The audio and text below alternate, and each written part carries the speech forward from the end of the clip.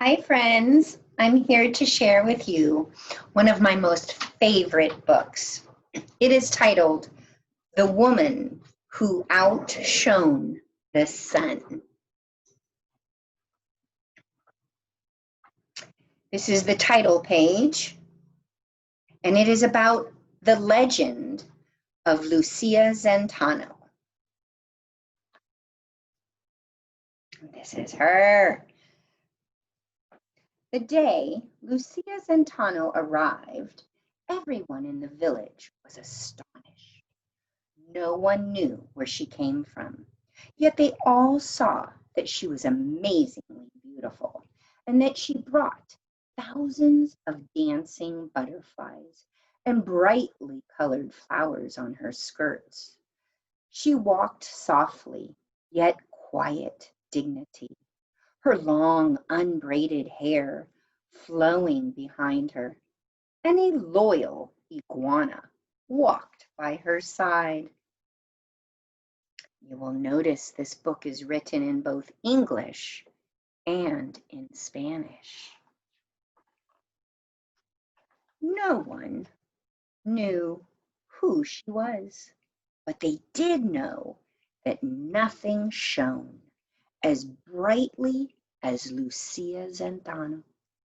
Some people said that Lucia Zentano outshone the sun.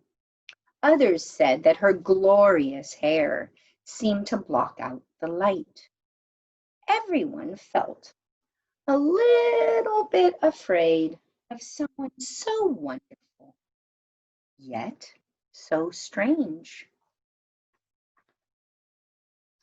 There used to be a river that ran by the town, almost the same river that runs by there now. And people said that when Lucia Zentano went there to bathe, the river fell in love with her. The water rose from its bed and began to flow through her shining black hair. When Lucia finished bathing, she would sit by the river and comb out her hair, made from the wood of the mesquite tree. And when she did, the water, the fishes, and the otters would flow out of her hair and return to the river once more. The old people of the village said that although Lucia was different from them, she should be honored and treated with respect. She understood the ways of nature, they said, but some people did not listen to the elders. They were afraid of Lucia's powers, which they did not understand, and so they refused to answer Lucia's greetings or offer their friendship. They called her cruel names, and they spied on her day and night. Lucia did not return the meanness of the people. She kept to herself and she continued to walk with her head held up high. Her quiet dignity angered some of the people. They whispered that Lucia must be trying to harm them. People became more afraid of Lucia, so they treated her more cruelly. And finally, they drove her away from her village. Lucia went down to the river one last time to say goodbye. And as always, the water rose to greet her and began to flow through her glorious hair. But this time, when she tried to comb the river out of her hair, the river would not leave her.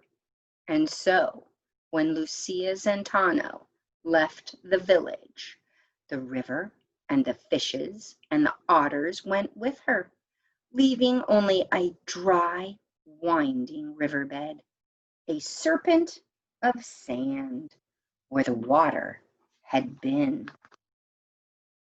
Everyone saw that Lucia Zentano was leaving, and that the river, the fishes, and the otters were leaving with her. The people were filled with despair.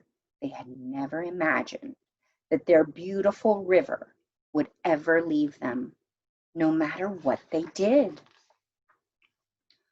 Where once there had been green trees and cool breezes, now no more rain fell.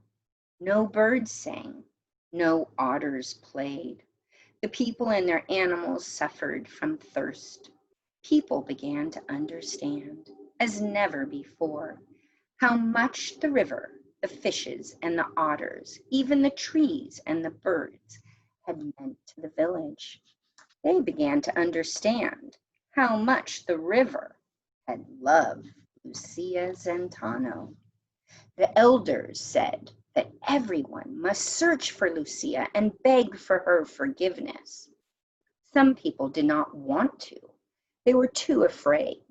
But when the drought continued, everyone finally agreed to follow the elders' advice. And so the whole village set out in search of Lucia.